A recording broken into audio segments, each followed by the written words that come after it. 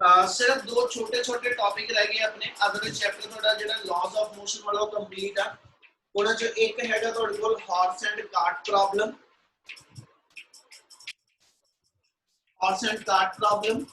और एक इक्विलिब्रियम का टॉपिक आना बस हॉर्स एंड कार्ट प्रॉब्लम सिर्फ उन्हें इतना डिफाइन किया बेटा कि हॉर्स एंड कार्ट सिस्टम के अंदर ਅਸੀਂ डिफरेंट फोर्सेस किदा शो अप कर दी इस तो अलावा कुछ नहीं हैगा ठीक है मतलब सिर्फ ਅਸੀਂ न्यूटन के थर्ड लॉ के accordingly horse and cart movement explain करनी कुछ ਅਸੀਂ डिफाइन करते हैं कि जे मेरे को ऐसा ठीक है जी कार्ट ਜਿਹੜਾ ਹੋਏਗਾ ਤੇ ਇਹਦੇ ਨਾਲ ਜਿਹੜਾ ਹੌਰਸ ਮੇਰੇ ਕੋਲ ਕਹਿੰਦਾ ਜੀ ਐਸ ਐਚ ਕਹਿੰਦਾ ਆਪਾਂ ਹੈਂਡਲ ਕੀਤਾ ਹੋਏਗਾ ਥਰੂ ਇਸ ਸਟ੍ਰਿੰਗ ਇਸ ਇਨਸਟੈਂਟ ਦੇ ਉੱਤੇ ਜਦੋਂ ਇਹ ਰੈਸਟ ਦੀ ਸਟੇਟ 'ਚ ਹੈ ਸਾਰਾ ਸਿਸਟਮ ਤੇ ਅਸੀਂ ਕਹਿੰਦੇ ਜੀ ਹੌਰਸ ਦਾ ਜਿਹੜਾ weight ਹੋਏਗਾ that is acting downward direction और ਇਹਦੀ ਰਿਐਕਸ਼ਨਲ ਫੋਰਸ r ਮੇਰੇ ਕੋਲ upward ਆ ਜਾਏਗੀ ਜਿਹੜਾ ਮੇਰੇ ਕੋਲ ਕਾਰਟ ਸਿਸਟਮ ਹੋਏਗਾ ਕਾਰਟ ਦਾ ਜਿੰਨਾ ਵੀ weight ਆ ਠੀਕ ਹੈ ਜੀ that should be acting in downward direction और ਇਹਦੀ ਨਾਰਮਲ ਰਿਐਕਸ਼ਨ ਇਹਦੀ ਸਰਫੇਸ ਦੇ ਪਰਪੈਂਡੀਕੂਲਰ ਇਸ ਵੇ ਨਾਲ ਆ ਜਾਏਗੀ ਤੇ ਜਿਹੜੀ ਸਟ੍ਰਿੰਗ ਦੇ ਥਰੂ ਦੋਨਾਂ ਨੂੰ ਬਾਈਂਡ ਅਪ ਕੀਤਾ ਹੋਇਆ ਸਟ੍ਰਿੰਗ ਦੇ ਅੰਦਰ ਟੈਂਸ਼ਨ ਬਿਲਡ ਅਪ ਹੋਏਗੀ और दोनों साइड तो बनया होया इसलिए दो साइड्स पे मेरे को जेडी टेंशन बिल्ड अप हो जाएगी यानी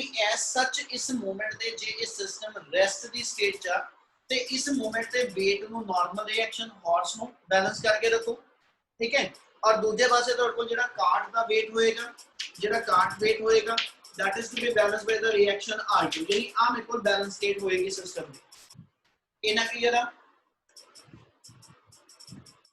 यस सर इस अगे कंडीशन दे देती when the horse and cart system is in motion है ना तो ਅਸੀਂ ਉਹ डिफाइन करते कि हॉर्स ने एज सच इनक्लाइंड डायरेक्शन च फोर्स लगानी है ग्राउंड दे उत्ते ते ਜਦੋਂ ਇਹਨੇ ਇਨਕਲਾਈਨ ਡਾਇਰੈਕਸ਼ਨ ਚ ਫੋਰਸ ਲਗਾਈ ਇਹਦੀ ਨਾਰਮਲ ਰਿਐਕਸ਼ਨ ਜਿਹੜੀ r ਆਏਗੀ ਇਹਦੀ ਨਾਰਮਲ ਰਿਐਕਸ਼ਨ ਜਿਹੜੀ ਉਸ ਕਹਿੰਦਾ ਜੀ ਮੂਵਮੈਂਟ ਤੇ ਹੌਰਸ ਤੇ ਬਿਲਡ ਅਪ ਹੋਏਗੀ ਜੇ ਮੈਂ ਇਸ ਨੂੰ ਸਪਲਿਟ ਕਰਕੇ ਚੱਲਾਂ ਜੇ ਇਸ ਨੂੰ ਮੈਂ ਸਪਲਿਟ ਕਰਕੇ ਚੱਲਾਂ ਤੇ ਲੈਟ ਮੀ ਸੇ कि इन्हें ग्राउंड वाली लाइन दे पैरेलल इन्हें ग्राउंड वाली लाइन दे नाल कहना जी ऐसा च थीटा एंगल इंक्लाइन कीता ते एदा r दे जे मैं कंपोनेंट बना ला r cos थीटा और ऊपर में आ जाएगा r sin थीटा ठीक है एदा मतलब इस मूवमेंट दे उत्ते r नु स्प्लिट करके ओदे दो कंपोनेंट बन गए r cos ते r sin ड्यूरिंग मोशन कहना जी weight of the horse is balanced by the कहना combined effect of r sin theta and r1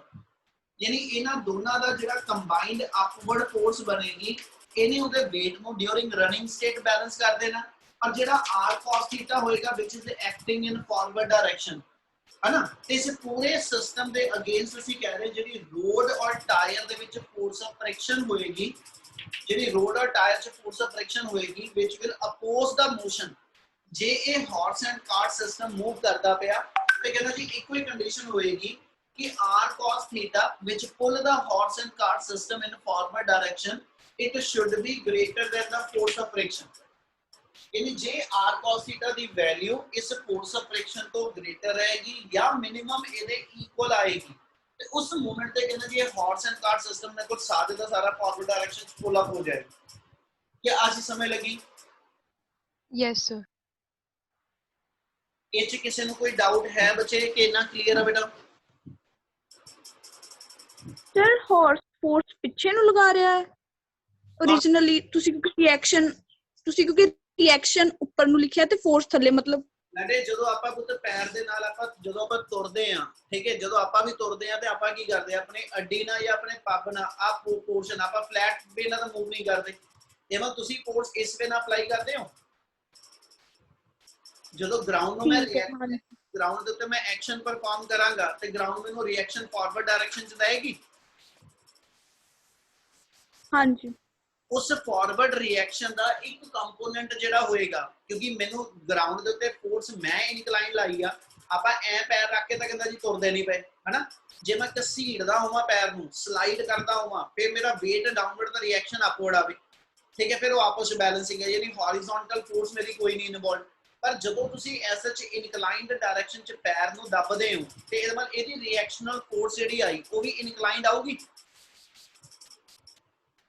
ਹਾਂਜੀ ਸਰ ਸਮਝ ਆ ਗਈ ਰਿਐਕਸ਼ਨਲ ਫੋਰਸ ਦਾ ਇੱਕ ਕੰਪੋਨੈਂਟ ਜਿਹੜਾ ਹੋਏਗਾ which will be acting in the forward direction यानी horizontal direction ਚ ਲੱਗੇਗਾ ਇਹਦਾ ਮਤਲਬ ਆਹੀ ਕੱਲਾ ਇੱਕ ਕੰਪੋਨੈਂਟ ਆ ਜਿਹੜਾ ਫਾਰਵਰਡ ਡਾਇਰੈਕਸ਼ਨ ਚ ਮੋਸ਼ਨ ਦੇਗਾ, ਕਿਉਂਕਿ r sin θ ਤੇ r1 ਮਿਲ ਕੇ ਤਾਂ weight ਨਾਲ ਬੈਲੈਂਸ ਹੋ ਗਏ।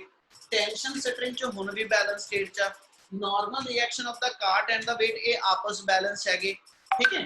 ਤੇ ਸਿਰਫ ਦੋ ਫੋਰਸਿਸ ਇਦਾਂ ਦੀਆਂ ਵਾ ਇਸ ਵੇਲੇ, ਠੀਕ ਹੈ ਜੀ, ਇੱਕ r cos θ in the forward and force of friction in the backward, ਠੀਕ ਹੈ ਨਾ। ਇਹਦਾ ਮਤਲਬ ਜੇ ਇਹ ਦੋਨੋਂ ਮੇਰੇ ਕੋਲ ਐਸਾ ਜਿਹੜੀ ਇਕੁਇਵਲੈਂਟ ਹੈਗੀਆਂ ਔਰ ਜੇ ਉਸ ਮੂਵਮੈਂਟ ਤੇ ਇਹ horse and cart system move ਕਰਦਾ ਪਿਆ ਤੇ ਨਿਊਟਨ ਦੇ ਫਰਸਟ ਲਾਅ ਦੇ ਅਕੋਰਡਿੰਗਲੀ ਇਸ ਦੇ ਉੱਤੇ ਨੈਟ ਫੋਰਸ ਇਹਨਾਂ ਦੋਨਾਂ ਦੀ ਜੇ ਜ਼ੀਰੋ ਆ, ਮਤਲਬ ਜੇ ਆਪਾਂ ਬਰਾਬਰ ਲੈ ਕੇ ਚੱਲੀਏ ਤੇ ਸਟਿਲ ਇਹ ਯੂਨੀਫਾਰਮ ਮੋਸ਼ਨ ਤਾਂ ਮੇਨਟੇਨ ਕਰ ਸਕਦਾ। Yes sir. ਇਹਦਾ ਮਤਲਬ ਫਿਰ ਇਹ ਚੀਜ਼ ਹੋ ਗਈ ਕਿ ਜੇ ਇਹ ਸਿਸਟਮ ਫਾਰਵਰਡ ਡਾਇਰੈਕਸ਼ਨ ਚ ਐਕਸਲਰੇਟ ਕਰੇਗਾ ਤੇ in that case this horizontal force acting in the forward direction it must B greater then the force of friction acting in the backward. ਜੋ ਇਹਨਾਂ ਦੋ ਦਾ ਡਿਫਰੈਂਸ ਹੋਏਗਾ ਹਨਾ, ਉਹਨੇ ਮੈਨੂੰ ਨੈਟ ਫੋਰਸ ਫਾਰਵਰਡ ਡਾਇਰੈਕਸ਼ਨ ਚ ਦੇਣੀ ਹੈ, ਜਿੰਨਾ ਮੇਰੇ horse and cart system forward direction ਚ ਐਕਸਲਰੇਟ ਕਰੇਗਾ। ਕਲੀਅਰ ਹੈ? ਹਾਂਜੀ ਸਰ। ਕਿਸੇ ਹੋਰ ਦਾ ਕੋਈ ਡਾਊਟ ਹੈ ਤਾਂ ਇੱਕ ਵਾਰੀ ਜ਼ਰੂਰ ਬੋਲੋ ਬੱਚੇ।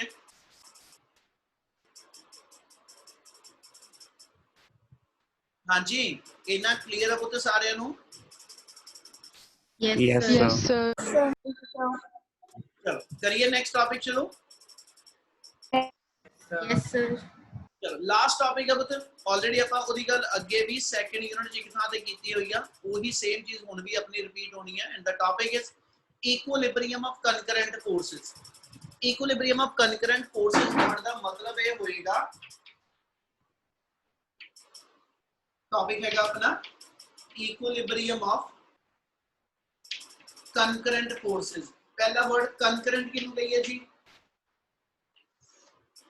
concurrent forces केड़ियां होंगियां? Forces acting at the same point. same point पे occur करते हैं, at the same point on a given object। किसी भी same point point ਤੇ ਜਿੰਨੀਆਂ different forces ਅਲਾਈ ਕਰਦੀਆਂ ਪਈਆਂ, all these forces are to be called as ਕਹਿੰਦਾ ਜੀ concurrent। पहला word, ठीक है। आगे वर्ड आ गया equilibrium। ਆਪਾਂ equilibrium ਕਿਤੇ ਯੂਜ਼ ਕਰਦੇ? Number of forces acting on body produces no motion or do not change its state। ਬਿਲਕੁਲ ਅਸੀਂ ਕਹਿੰਦੇ ਸੀ ਕਿ if number of forces are acting on the body but under all those forces the net force of the system become to be zero। यानी equilibrium ਦਾ ਮਤਲਬ ਇਹ ਹੋ ਗਿਆ system ਦੇ ਉੱਤੇ ਨੰਬਰ ਆਫ ਫੋਰਸਸ ਐਕਟ ਕਰ ਰਹੀਆਂ ਪਰ ਉਹਨਾਂ ਦੀ ਰਿਜ਼ਲਟੈਂਟ ਜ਼ੀਰੋ ਆ, ਤੇ ਜਿਹੜੀ ਗਿਵਨ ਬਾਡੀ ਦੇ ਉੱਤੇ ਫੋਰਸਸ ਐਕਟ ਕਰ ਰਹੀਆਂ we are considering all those forces should be concurrent in nature। ਆਪਾਂ ਡਿਫਾਈਨ ਕਰਨ ਲੱਗੇ ਕਿ ਜੇ ਆ ਮੇਰਾ ਇੱਕ ਕੋਈ ਪੁਆਇੰਟ ਆਬਜੈਕਟ ਹੈਗਾ, ਇਸ ਆਬਜੈਕਟ ਦੇ ਉੱਤੇ ਦੋ ਫੋਰਸਸ ਲਾਈ ਕਰਦੀਆਂ, ਇੱਕ F1 ਤੇ ਇੱਕ F2, and if we said this body is in equilibrium, मैं ਇਹਨਾਂ ਨੂੰ as such ਇੱਕੋ ਡਾਇਰੈਕਸ਼ਨ ਚ ਨਹੀਂ ਬਣਾਇਆ, ਆਪੋਜ਼ਿਟ ਨਹੀਂ ਹਜੇ ਕੀਤਾ। ਆਪਾਂ ਗੱਲ ਇਹ ਕਰਨ ਲੱਗੇ ਕਿ ਜੇ ਇਸ ਪੁਆਇੰਟ ਦੇ ਉੱਤੇ ਦੋ ਫੋਰਸਸ ਲਾਈ ਕਰਦੀਆਂ ਪਈਆਂ ਹਨਾ, ਤੇ ਇਹਨਾਂ ਦੋ ਦੀ ਇਕੁਇਲਿਬ੍ਰੀਅਮ ਦੀ ਕੰਡੀਸ਼ਨ ਮੇਨਟੇਨਡ ਆ, ਤੇ ਉਹ ਕਹਿੰਦਾ ਜੀ ਇਹ ਇੱਕੋ ਕੰਡੀਸ਼ਨ ਚ ਪੋਸੀਬਲ ਆ। ਯਾਨੀ ਜੇ ਦੋ ਫੋਰਸਸ ਹੈਗੀਆਂ, ਇਹ ਟੂ ਫੋਰਸਸ ਆਰ देयर, ਜੇ ਮੇਰੇ ਕੋਲ ਦੋ ਫੋਰਸਸ ਆ ਬੇਟਾ, ਤੇ ਇਹਦਾ ਮਤਲਬ ਇਹ ਕੰਡੀਸ਼ਨ ਹੋਏਗੀ F1 vector plus F2 vector equal to 0। ਇਹਦੇ ਸਿਸਟਮ ਦੀ ਨੈਟ ਫੋਰਸ 0 ਆਵੇ। ਉਹ ਕਹਿੰਦਾ ਵੀ 0 ਕਿੱਦਾਂ ਪੋਸੀਬਲ? ਜੇ ਇਹਨਾਂ ਦੀ ਨੈਟ ਫੋਰਸ 0 ਆਵੇ ਤੇ 0 ਕਦੋਂ ਪੋਸੀਬਲ? ਉਹਦੇ ਲਈ ਕੰਡੀਸ਼ਨ ਇਹ ਆ ਜਾਏਗੀ F1 should be equal to minus F2। what it mean? the two forces they should be equal and opposite। ਇਹਨਾਂ ਆ ਦੋ ਫੋਰਸਸ ਦੇ ਨਾਲ ਜੇ ਨੈਟ ਫੋਰਸ 0 ਆ ਤੇ ਕਹਿੰਦਾ ਜੀ 0 ਇੱਕੋ ਹੀ ਕੇਸ ਚ ਪੋਸੀਬਲ ਹੋ ਸਕਦੀ ਆ ਕਿ ਦੋਨੋਂ ਦੀਆਂ ਦੋਨੋਂ ਫੋਰਸਸ ਇਕੁਅਲ ਵੀ ਹੋਣ ਔਰ ਦੋਨੋਂ ਦੀਆਂ ਦੋਨੋਂ ਫੋਰਸਸ ਇੱਕ ਦੂਜੇ ਤੋਂ Opposite direction। ਆਹ ਵਾਲੀ ਫਿਗਰ ਦੇ ਅਕੋਰਡਿੰਗਲੀ ਜੇ ਮੈਂ ਲੈ ਕੇ ਚੱਲਾਂ, ਇਹਨਾਂ ਦੇ ਅਸੀਂ ਕਹਿੰਦੇ ਜੀ ਨੈਟ ਫੋਰਸ 0 ਨਹੀਂ ਆਏਗੀ। ਨੈਟ ਫੋਰਸ 0 ਵਾਸਤੇ these two forces should be acting at the same point, ठीक है, but or always to be acting in the opposite direction। यानी आ मेरा पहला केस होएगा जे concurrent forces ਦੇ ਅੰਡਰ ਮੇਰੇ ਕੋਲ ਦੋ forces ਨੇ ਤੇ ਦੋ forces ਦਾ resultant 0 ਇੱਕੋ ਹੀ ਕੰਡੀਸ਼ਨ ਚ ਪੋਸੀਬਲ ਹੈ। the two forces are equal and opposite to one another। क्या पहला case clear? Yes, sir। Yes sir। yes sir।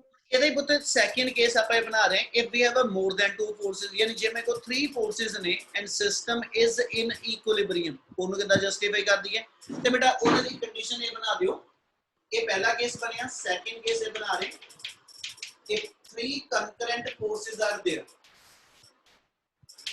if 3 concurrent forces are there ठीक है ਤੇ ਉਹਦਾ ਕਹਿੰਦਾ ਜੀ ਰਿਜ਼ਲਟੈਂਟ 0 ਆਪਾਂ ਕਿਹੜੇ ਵੇਲੇ ਸ਼ੋ ਆਫ ਕਰਾਂਗੇ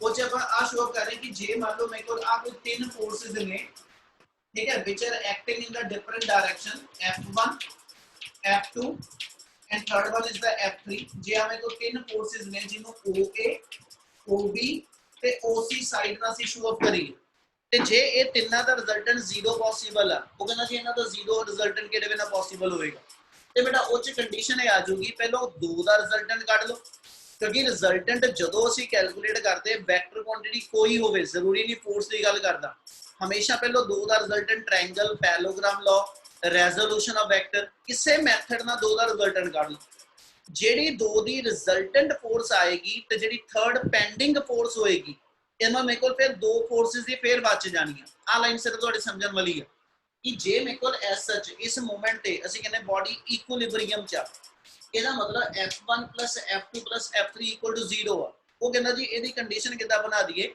ਤੇ ਆਪਾਂ ਇਹ ਲਿਖ ਦਿੱਤਾ f1 ਤੇ f2 they are to be drawn by the two sides OA and OB as shown in the figure ठीक है and the third vector f3 is to be shown by the third side OC ਹੁਣ ਜੇ ਮੈਂ ਤਿੰਨਾਂ ਦਾ resultant ਨੂੰ find out ਕਰਨਾ ਤੇ ਤਿੰਨ ਦਾ ਰਿਜ਼ਲਟੈਂਟ ਫਾਈਂਡ ਆਊਟ ਕਰਨ ਦਾ ਇੱਕੋ ਹੀ ਮੈਥਡ ਆ ਪਹਿਲਾਂ 2 ਦਾ ਰਿਜ਼ਲਟੈਂਟ ਕੱਢੋ ਜਿਹੜਾ 2 ਦਾ ਰਿਜ਼ਲਟੈਂਟ ਆਏਗਾ ਉਹ ਰਿਜ਼ਲਟੈਂਟ ਵੈਕਟਰ ਤੇ ਜਿਹੜਾ ਥਰਡ ਪੈਂਡਿੰਗ ਵੈਕਟਰ ਆ ਉਹ ਮੇਰੇ ਫੇਰ 2 ਵੈਕਟਰ ਹੈਗੇ ਤੇ 2 ਵੈਕਟਰ ਦਾ ਰਿਜ਼ਲਟ ਅਸੀਂ ਹੁਣੇ ਪ੍ਰੂਵ ਕਰਦੇ ਹਾਂ ਕਿ ਜੇ ਉਹਨਾਂ ਦੀ ਰਿਜ਼ਲਟੈਂਟ ਦੋਨਾਂ ਦੀ ਮਿਲਾ ਕੇ 0 ਆ ਤੇ it means the to should be equal and opposite ਜੋ ਮੈਂ ਬੋਲਿਆ ਜੇ ਇਹ ਕਨਫਿਊਜ਼ਨ ਕ੍ਰੀਏਟ ਕਰ ਰਿਹਾ ਤੇ ਇਹਨੂੰ ਦਿਮਾਗ 'ਚ ਰੱਖਿਓ ਜੋ ਦੱਸਦਾ ਪਿਆ ਪਹਿਲੋ f1 ਤੇ f2 ਦਾ ਰਿਜ਼ਲਟੈਂਟ ਕੱਢ ਲਈਏ ਉਹਦੇ ਲਈ ਆਪਾਂ ਇੱਥੇ ਕੀ ਕਰਦੇ ਮੈਂ ਜਿਵੇਂ ਇਹਨਾਂ 2 ਦਾ ਰਿਜ਼ਲਟੈਂਟ ਕੱਢਣਾ ਵਾ f1 ਤੇ f2 ਦਾ ਇਹਨਾਂ 2 ਵੈਕਟਰ ਨੂੰ ਅਸੀਂ ਕਹਿੰਦਾ ਜੀ ਟੇਲ ਟੂ ਟੇਲ ਅਟੈਚ ਕੀਤਾ ਹੋਇਆ ਤੇ ਜੇ 2 vector tail to tail attach ਹੈ ਤਾਂ resultant is given by the diagonal of the parallelogram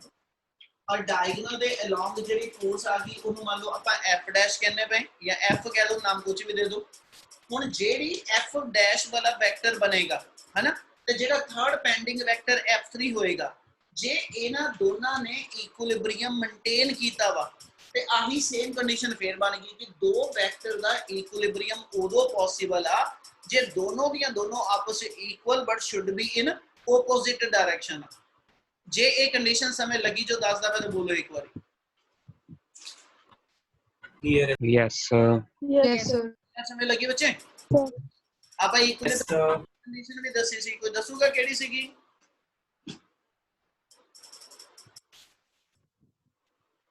Book lying on a table.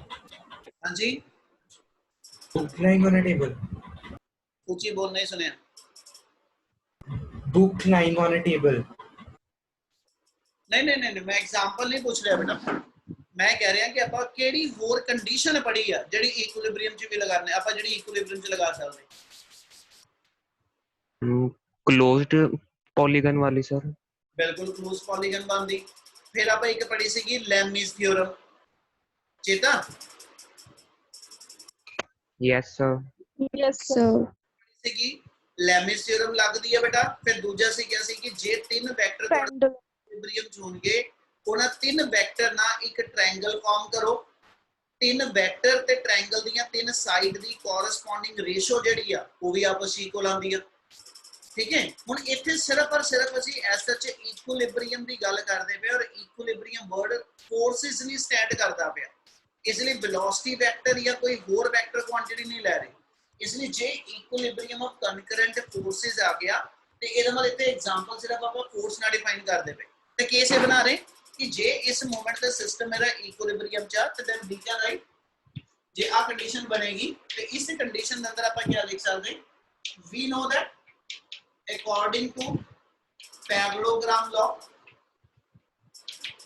to parallelogram law ਉਹਦੀ ਕੰਡੀਸ਼ਨ ਲਿਖ ਦੋ ਆਪਣੇ ਕੋਲ ਕੀ ਬਣੀ parallelogram law ਦੇ accordingly OA vector plus OB vector ਠੀਕ ਹੈ ਜੀ ਇਹਨਾਂ ਦੋ ਦਾ ਰਿਜ਼ਲਟੈਂਟ ਜਿਹੜਾ ਇਹਨੂੰ ਕੁਝ ਨਾਮ ਦੇ ਦਿਓ, ਇਹਨੂੰ ਆਪਾਂ ਆਹ ਵਾਲੇ ਪੁਆਇੰਟ ਨੂੰ ਨਾਮ ਦੇ ਦਿੰਨੇ, ਇਹਨੂੰ C ਡੈਸ਼ ਲਿਖ ਦਿਓ।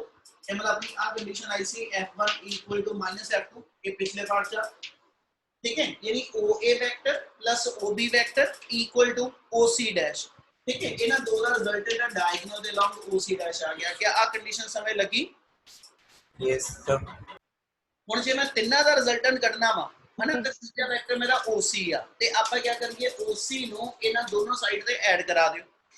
एमा जे थर्ड वेक्टर आपां नाल जोड़ना ते add OC vector on both sides of equation 1, ये दोनों साइड्स पे OC नु ऐड कर दो जेडे थर्ड वेक्टर हैगा। देयरफॉर अपने को कंडीशन आ जाएगी OA vector plus OB vector plus OC vector equal to OC dash vector plus OC vector. क्या आगे समझ लगी? Yes sir. ਹੁਣ ਇੱਥੇ ਬੁੱਤ ਕੰਡੀਸ਼ਨ ਦੇ ਦੋ। ਆਪਾਂ ਕਹ ਰਹੇ ਸਾਡਾ ਸਿਸਟਮ ਇਕੁਇਲਿਬਰੀਅਮ ਚ, ਤੇ ਇਕੁਇਲਿਬਰੀਅਮ ਦਾ ਮਤਲਬ ਲਿਖ ਦੋ, if system is in equilibrium, if system is in equilibrium ਤੇ ਆਪਣੇ ਕੋਲ ਕੰਡੀਸ਼ਨ ਜਿਹੜੀ ਹੈਗੀ ਆ ਉਹ ਡਿਫਾਈਨ ਕਰ ਦੋ ਕਿ ਵੀ ਫਿਰ ਸਾਰਿਆਂ ਦਾ ਰਿਜ਼ਲਟੈਂਟ 0 ਆ। therefore if system is in equilibrium then OC plus OC dash it should be equal to 0, ਤੇ ਜੇ OC dash ਤੇ OC ਦਾ ਰਿਜ਼ਲਟੈਂਟ 0 ਆ ਤੇ ਇਹਦੇ ਨਾਲ ਇਹ ਦੋਨੋਂ ਆਪਸ ਕੀ ਹੋਣੇ ਚਾਹੀਦੇ? equal and opposite. Equal and opposite. OC vector equal to minus OC dash, therefore F dash vector, ठीक है, F3 vector equal to minus of F dash vector। क्या अगल समझ आई? Yes sir. Yes sir. Equilibrium ਦੀਆਂ ਦੋ condition ਆਪਾਂ ਦੋ cases ਕੀਤੇ ਆ। पहला है जब two forces are there, ਉਹਨਾਂ ਆਪਣੇ ਕੋਲ ਸਿੱਧਾ ਰਿਜ਼ਲਟ ਹੈ ਕਿ ਦੋ ਫੋਰਸਸ ਦਾ ਰਿਜ਼ਲਟ ਇਕੁਇਲਿਬਰੀਅਮ ਚ ਤਾਂ ਮੇਨਟੇਨ ਹੋਏਗਾ ਜੇ ਦੋਨੋਂ ਫੋਰਸਸ ਆਪਸ ਚ ਇਕੁਅਲ ਐਂਡ ਆਪੋਜ਼ਿਟ ਆ। ਇਹ ਪਹਿਲਾ ਕੇਸ ਆ। ਸੈਕੰਡ ਕੇਸ ਜੇ ਮੇਰੇ ਕੋਲ ਮੋਰ ਦੈਨ 2 ਆ ਗਈਆਂ ਬੇਟਾ, ਤੇ ਅਸੀਂ ਹਰ ਵਾਰੀ ਕੀ ਆ, ਇਹ ਜ਼ਰੂਰੀ ਨਹੀਂ ਆਪਾਂ 3 ਵਾਸਤੇ ਰਿਜ਼ਲਟ ਕਹਿੰਨੇ ਪਏ, 4 5 7 ਜਿੰਨੀਆਂ ਵੀ ਆਪਣੇ ਕੋਲ ਫੋਰਸਸ ਆ, ਜੇ ਸਾਰੀਆਂ ਕੰਕਰੈਂਟ ਨੇ ਤਾਂ ਅਸੀਂ ਕੀ ਕਰਾਂਗੇ, ਹਰ ਦੋ ਫੋਰਸ ਦਾ ਰਿਜ਼ਲਟੈਂਟ ਕੱਢਦੇ ਚੱਲਾਂਗੇ। ਪੋਲੀਗਨ ਲਾਅ ਦੇ ਅਕੋਰਡਿੰਗਲੀ ਉਹਨੂੰ ਥਰਡ ਦੇ ਨਾਲ ਜੋੜਦੇ ਚੱਲਾਂਗੇ। ਫਾਈਨਲ ਜਿਹੜਾ ਇੱਕ ਵੈਕਟਰ ਬਣੇਗਾ ਉਹ ਬਾਕੀ ਸਾਰੇ ਰਿਜ਼ਲਟੈਂਟ ਦੇ ਕਹਿੰਦਾ ਜੀ ਇਕੁਅਲ ਐਂਡ ਆਪੋਜ਼ਿਟ ਆ ਜਾਏ। ਜਿਹਦਾ ਇੱਥੇ F1 ਤੇ F2 ਦਾ ਜਿਹੜਾ ਰਿਜ਼ਲਟੈਂਟ ਆਇਆ ਹੈ ਨਾ ਉਹ F3 ਦੇ ਇਕੁਅਲ ਐਂਡ ਆਪੋਜ਼ਿਟ ਆ ਜਾਏ, ਫਿਰ ਸਾਰਾ ਸਿਸਟਮ ਜਿਹੜਾ ਇਕੁਇਲਿਬਰੀਅਮ ਚ ਆਏਗਾ। क्या आ समझ आई condition? Yes sir. Yes sir. Yes sir.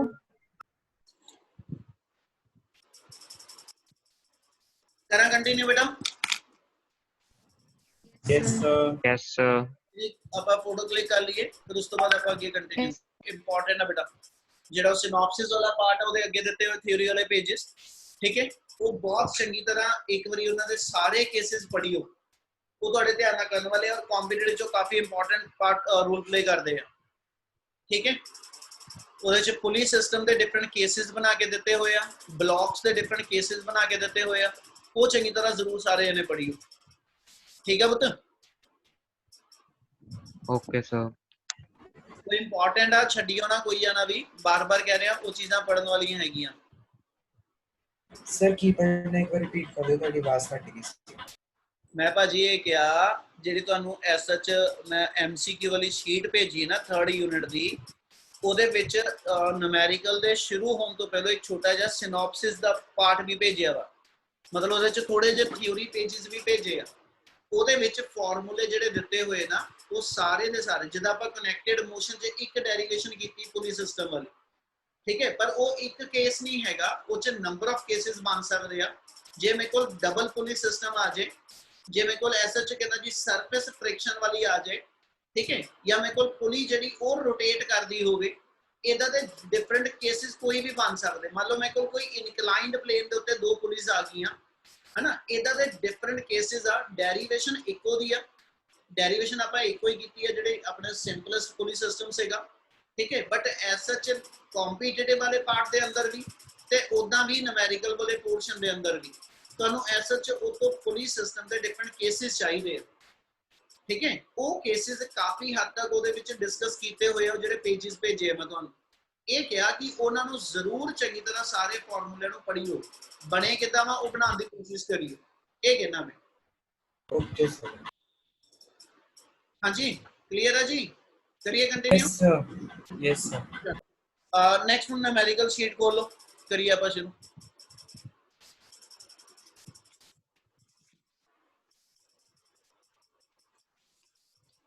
ਇਹਦੇ ਵਿੱਚ ਫਾਰਮੂਲੇ ਕੋਈ ਬਹੁਤ ਜ਼ਿਆਦਾ ਨਹੀਂ ਹੈਗੇ, ਠੀਕ ਹੈ, ਉਹਦਾ न्यूमेरिकल ਟੈਕਨੀਕਲ ਹੁੰਦੇ ਆ, ਠੀਕ ਹੈ, ਤੇ ਕੰਪੀਟੀਟਿਵ ਦੇ ਅੰਦਰ ਲਾਜ਼ ਆਫ ਮੋਸ਼ਨ ਯਾਨੀ ਮਕੈਨਿਕਸ ਦੇ न्यूमेरिकल ਬਹੁਤ ਇੰਪੋਰਟੈਂਟ ਆ, ठीक है, थोड़े स्कूल के पेपर लिए भी और कॉम्पिटिटिवली भी, इसलिए जिन्नी मैक्सिमम प्रैक्टिस यदि कर सकते हो वो जरूर करियो बेटा।